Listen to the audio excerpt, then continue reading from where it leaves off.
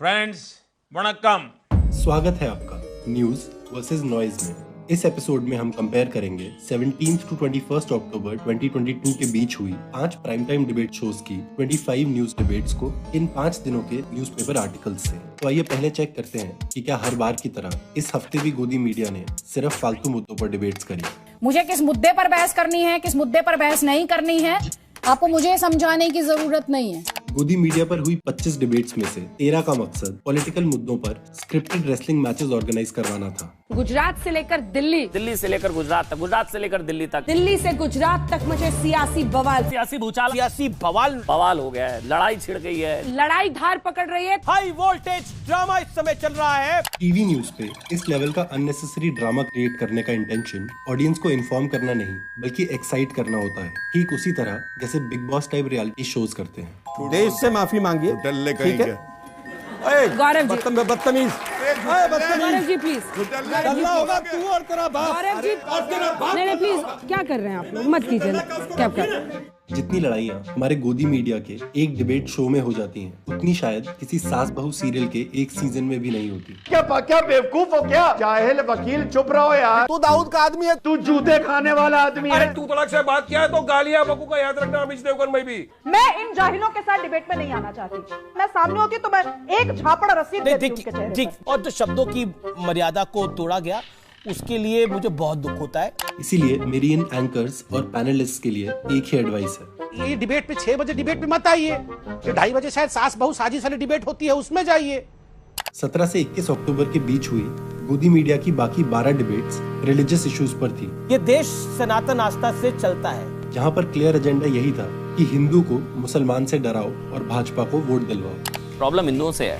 क्या हिंदू को टारगेट किया जा रहा है और हिंदू डरे हुए हैं, उनमें गुस्सा भी है। जहाँ जहाँ पर हिंदू आबादी कम होती है वहाँ समस्याएं बढ़ जाती है कि हिंदू यहाँ से चले जाएं, किराएदार बनकर रहें और इस्लामिक रिपब्लिक हो जाइए।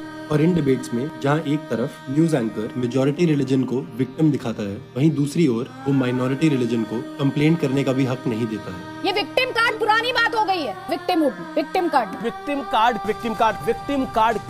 कार्ड मुस्लिम कार्ड खेलने का मौका मिल गया। ये डिबेट विक्टिम कार्ड खेलने के लिए नहीं है। कमाल की मतलब हिपोक्रेसी की सीमा ही नहीं है कोई।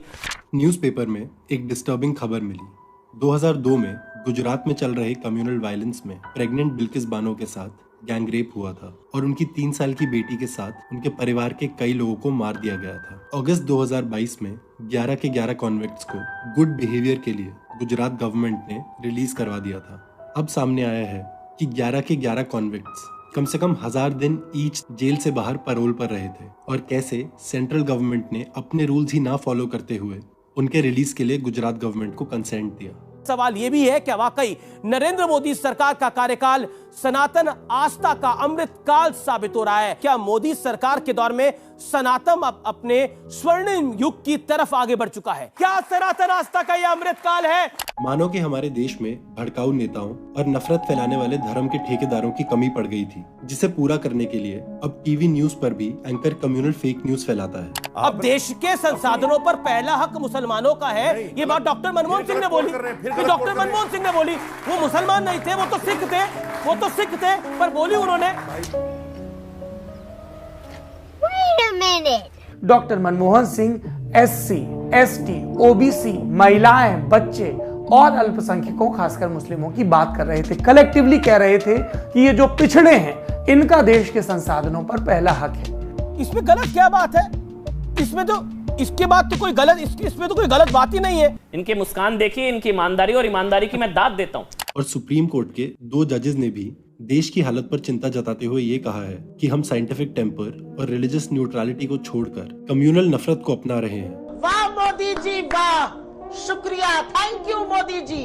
और सुप्रीम कोर्ट ने पुलिस को ये डायरेक्शंस दिए हैं कि हेट स्पीच के किसी भी केस में वो बिना किसी भी कंप्लेंट होने की वेट किए उसमें खुद इमीडिएट एक्शन ले। ये आस्तीन के सांप है, देश के दुश्मन है और इनसे चर्चा करने का कोई फायदा नहीं है। ये दिहाड़ी पे बैठे हैं पाकिस्तान से रुपया लेके। आज अगर हिंदू रुद्र रूप में आ गए तो ये जिंदा बचेंगे, ये रहेंगे इस देश में? धमकी दे रहा हूं मैं सुन पे, मार मार के निकाल देना चाहिए। देश के माहौल इन्होंने खराब कर दिया है। Don't be crazy, B normal. 17 से 21 अक्टूबर 2022 के अखबारों से ये भी पता चला कि प्रूडेंट इलेक्टोरल ट्रस्ट, जो देश की सबसे बड़े पॉलिटिकल फंडिंग ट्रस्ट में से एक है, उसने फाइनेंशियल ईयर 2022 में लगभग 460 करोड़ रुपए रेज किए। बीजेपी को लगभग 330 करोड़ रुपए मिले और कांग्रेस को लगभग 16 करोड़। राहुल गांधी का करियर कब टेक ऑफ करेगा? देखिए अंजना जी, ये मिसाइल लॉन्च नहीं होने वाला है, फ्यूल नहीं है। अब फ्यूल ही नहीं है मिसाइल में, अब कितना भी मिसाइल को धक्का दे के थोड़ी आप भेज दीजिएगा चांद तक। धक्का दे के मिसाइल चलता नहीं है, साइकिल थोड़ी है। चलिए, वो कह रहे हैं राहुल मेरा राम मेरा। जनता कह सकती है गा से गांधी, गा से गधा। भाई गा से तो गौरव भाटिया भी बनता है। वाह आचार्य जी, वाह वाह। अखबारों में खराब सड़कों और खराब हवा के बारे में भी बात हुई। आज स्थिति बहुत खराब है। डोंट शो रोजी पिक्चर। आज दिखाना बहुत जरूरी है। टुकड़े गैंग एक्सपोज्ड, टुकड़े गैंग एक्सपोज्ड हमारा आज का हैशटैग है। प्रधानमंत्री तीर्थ स्थान पर जाएं, वहां पर वो विकास का काम करे, जीर्णोद्धार करे अलग अलग जगहों पर, तो इसमें क्या प्रॉब्लम है?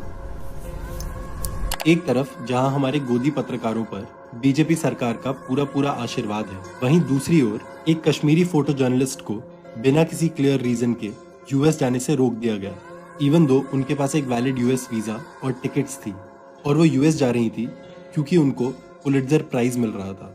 किसी न्यूज चैनल ने दिखाया हो तो मुझे बता दीजिए।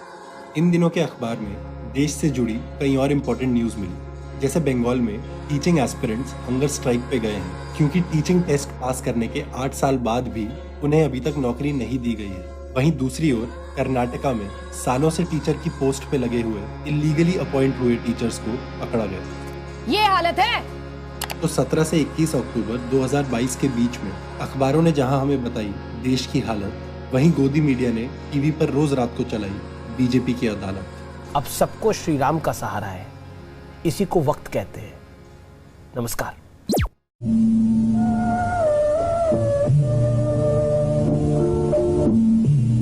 आप जैसे टीवी डिबेटर लोग ये जो यहाँ पे बात करते हैं कि हिंदू मुस्लिम की जो बात है वो आप लोग ही यहाँ से जागरूक करते हैं, और ये जो हमारी जनता बैठी है, जनता भी यहीं से सुनती है आप लोग के डिबेटों से। कैसे गरीब हो? कुछ भी मत बोलिए।